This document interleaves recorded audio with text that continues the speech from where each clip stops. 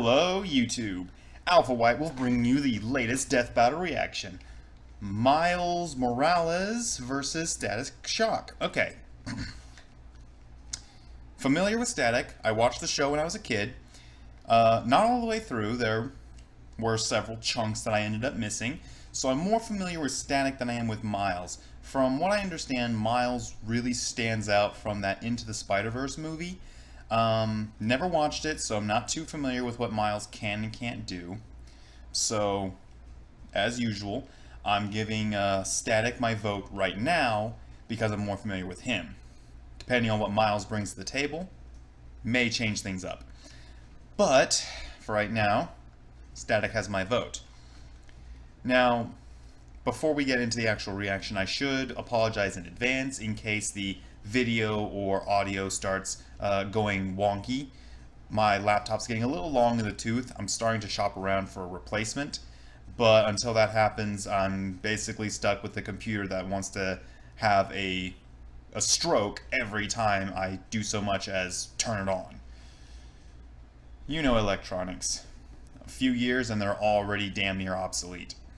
But yeah, any other channel updates can wait until after the reaction itself. So let's go ahead and get into it. Let's first go ahead and move this over here. Alright, make sure my audio is recording. That's great. Alright, 3, 2, 1, and play. Hey Wiz, you know what time it is? Thanks to our sponsor, it's Miller time. You too can chill out with a delicious Miller Lite. Nothing simpler than taking a break from the internet to share some suds with your buds. Frankly, it sounds like a good time to debate this matchup, or if we, get the victor right. When there's a great tasting 96-calorie Miller Lite, friends should always come before followers. Here's to the original light beer, the original social media. It's Miller time. Celebrate responsibly. Yeah. Miller Brewing Company, Milwaukee, Wisconsin, 96 calories and 3.2 carbs per ounce.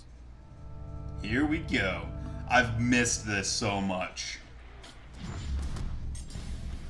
Come so far.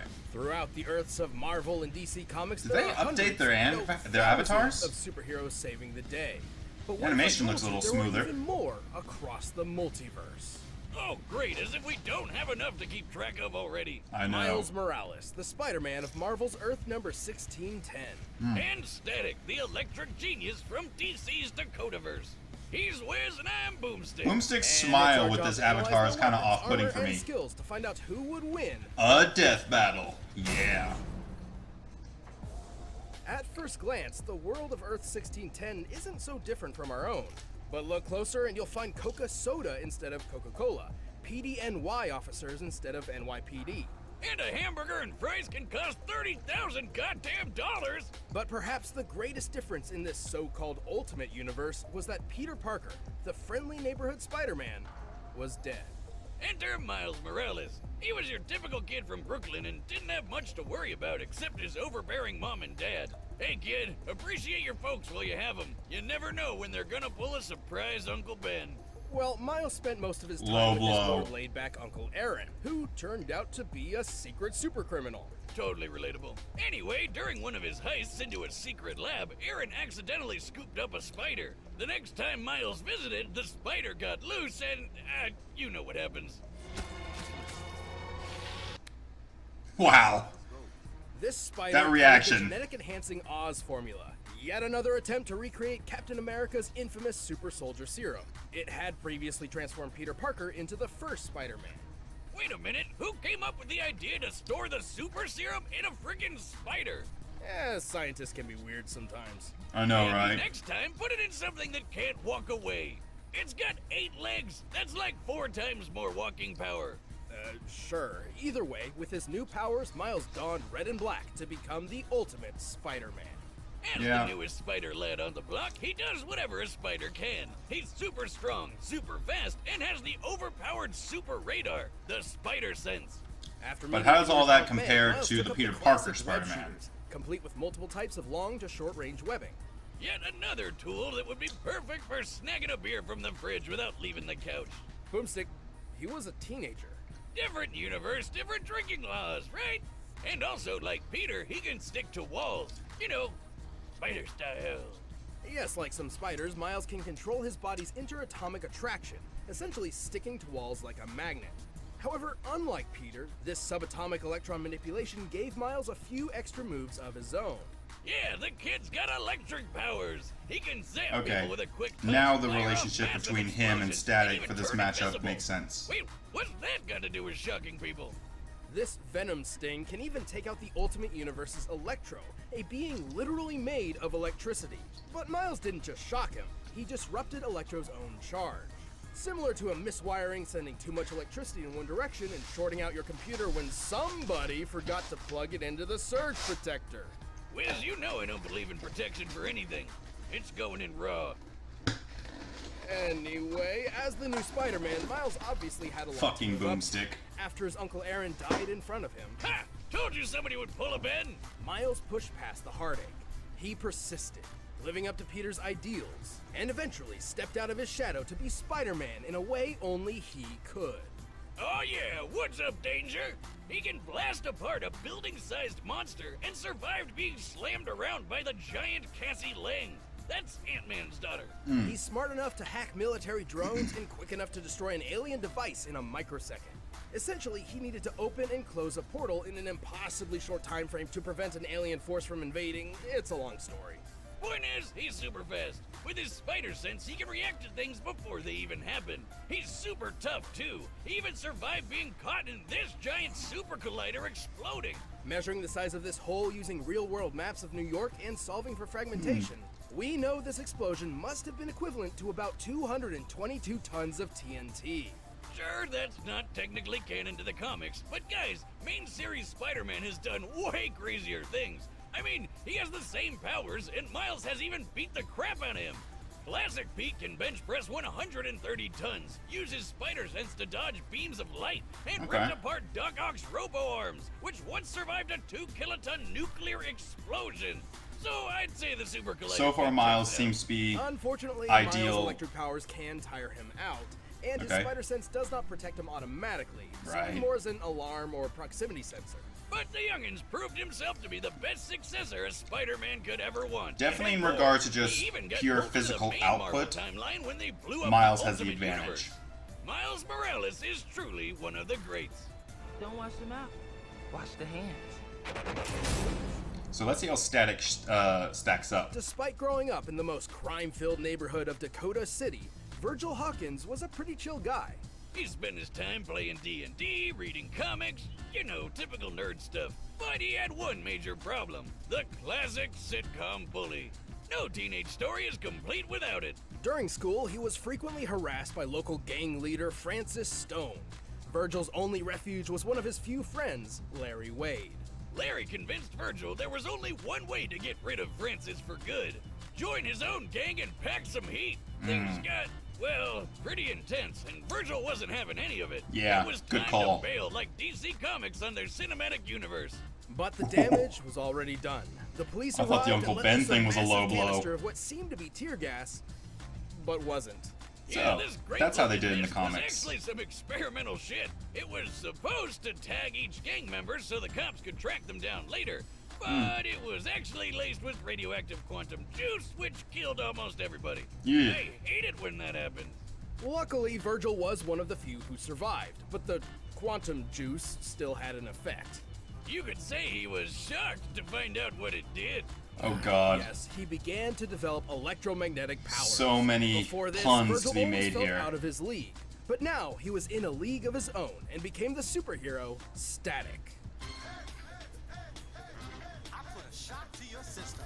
Hell yeah! With these new powers, the guy was unstoppable. He could blow shit up with electric bolts quick as lightning, make explosion balls called Nova Bombs, and taser people with punches to the face.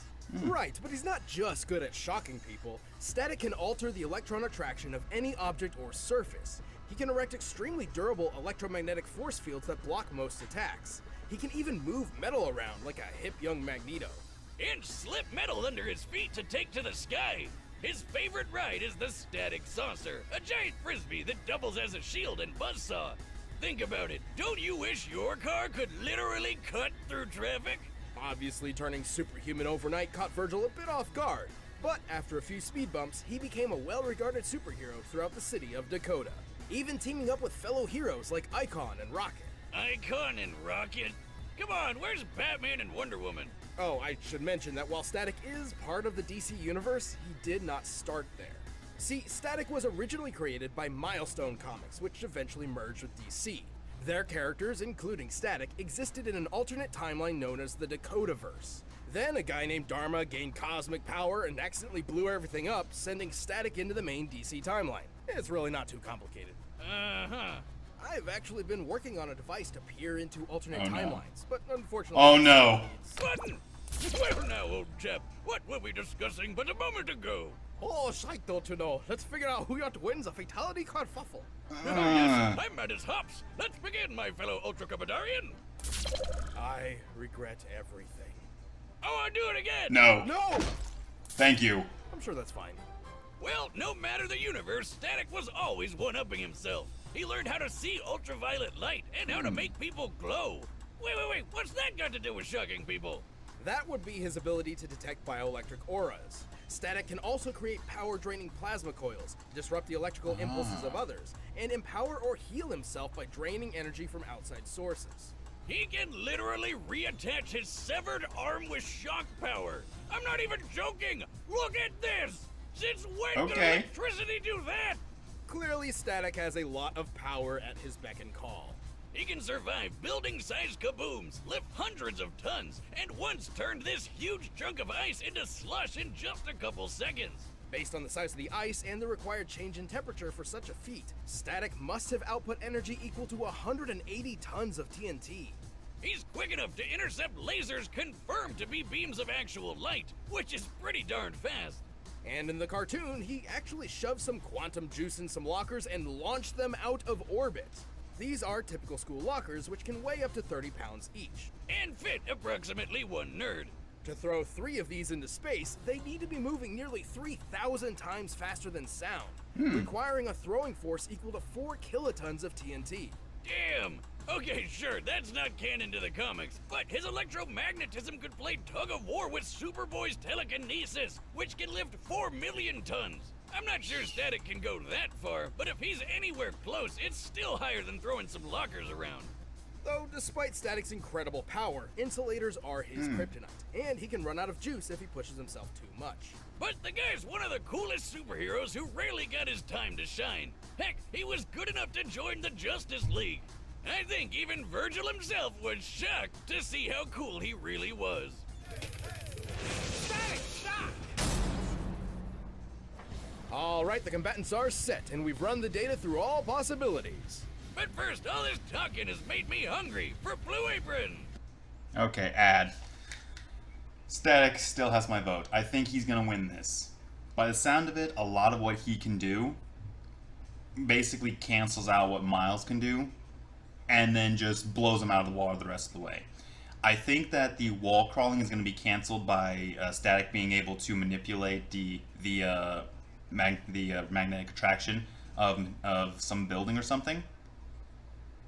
So chances are that's going to become useless for Miles. The strength is definitely in Miles' corner, but that barrier might give him some trouble. And I'm more than confident that Static can overload those web shooters. So yeah, I'm gonna go with Static.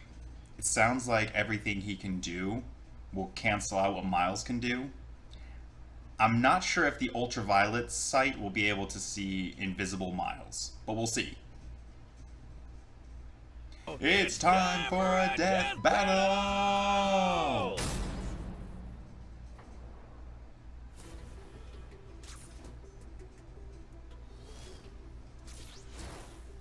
Whoa! Watch where you're aiming. I got places to beat them all. For real? You attack me! Well, I got more than one electric psychopath. Keep track of it. Fair, but this fight is all because of a misunderstanding. Naturally. Ooh. Really fitting music. Oh.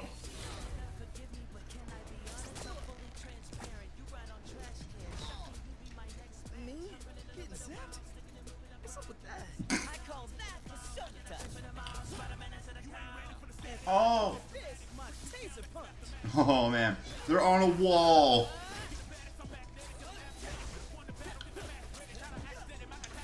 Willing to bet Miles doesn't usually face something like this.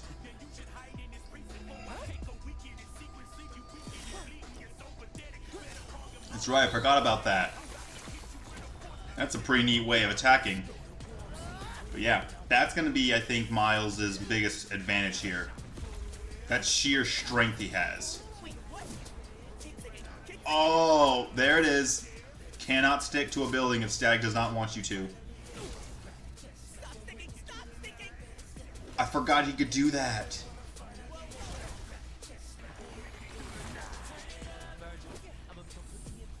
Okay.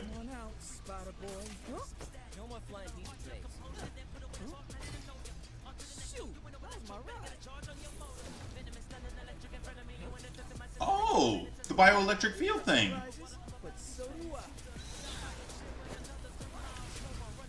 What was that? Some kind of electric singularity or something?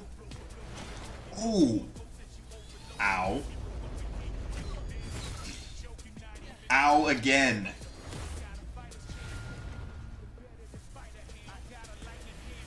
That is just off-putting.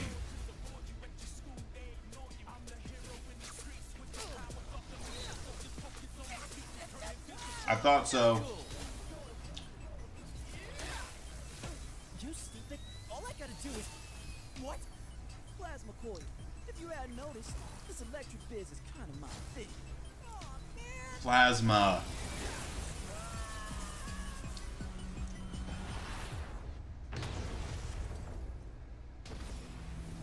Well, okay. That was tough. KO! Looks like we're kicking off this year with a bang. Poor Miles, though. Honestly, I'm surprised how this turned out. At first glance, Miles appeared to have a good chance at victory. He was definitely physically stronger Yeah, than Static. thought He so. would've totally won an arm wrestling contest. But Virgil's overwhelming electric power put him at a level above the young Spider-Man. Oh yeah. Overall, Static's feats were way above Spidey's, even when we scaled Miles to classic Peter Parker's biggest feats. Static definitely had the oomph to take Miles out, but Miles had no easy way to get around his force field. The variety of techniques at Static's disposal also rent many of Spider-Man's abilities moot.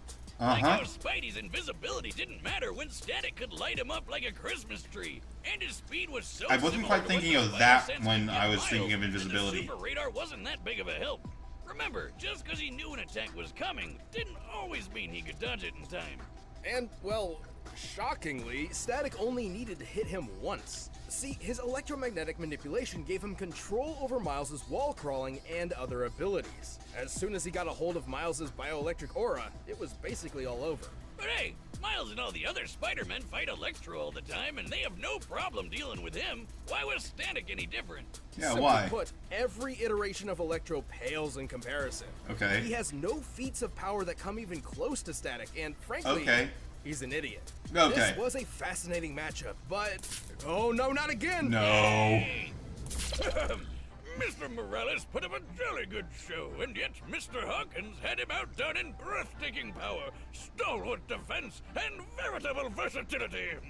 Oh, he was just miles ahead of him, don't you know? The victor is Static.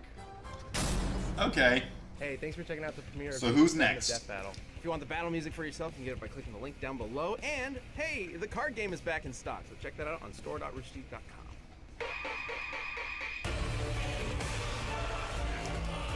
Mortal Kombat. Black Canary. Okay, I can now see it. Sindel, that was her name. Okay. So let me get this over here.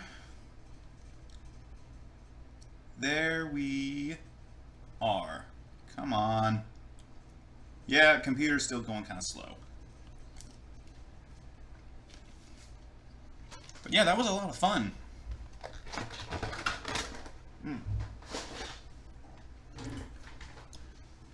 And that's really... I like to think that death battles like this, I really try and set a standard for what reactions should be. I listen. I pick up on these things. So that way I can make an accurate prediction of who's going to win and who's going to get creamed. But yeah, this was a lot of fun. And that Black Canary versus Sindel. forward to that. So, a few updates. If you've been paying attention to the channel for the last little while, you'll notice that Halo videos have been getting uploaded. That's going to continue, but right now things are a little slow. Work is pretty much going insane. I'm only getting like a couple hours a day to myself at the end of each day. That's the big reason why this one is so late. Beyond that, I'm also painting my first Warhammer 40k army, orcs, for those of you who are curious. Painting Du Bois has been a lot of fun. Yeah, this was fun. This was a lot of fun. If you liked the video, indicate so down below. If you want to suggest some future videos, drop them down in the comments, or if you just want to talk with me, great. I love being able to interact with the viewers. And if you're new to the channel, go ahead and hit that subscribe button, because it's always a source of pride for me and Reaper when we get to see that subscriber count tick higher. I think we're pretty close to 300 subscribers. It'd be really neat to reach at least like 1,000 by the end of the year, but don't know yet. So yeah, if you think others might like this reaction video, go ahead and let them know, send them this way. I'm sure that there's probably at least a few things on the channel that they will appreciate or enjoy. But with all that out of the way, I've been Alpha White Wolf. I'm signing off. You keep howling, Wolfpack.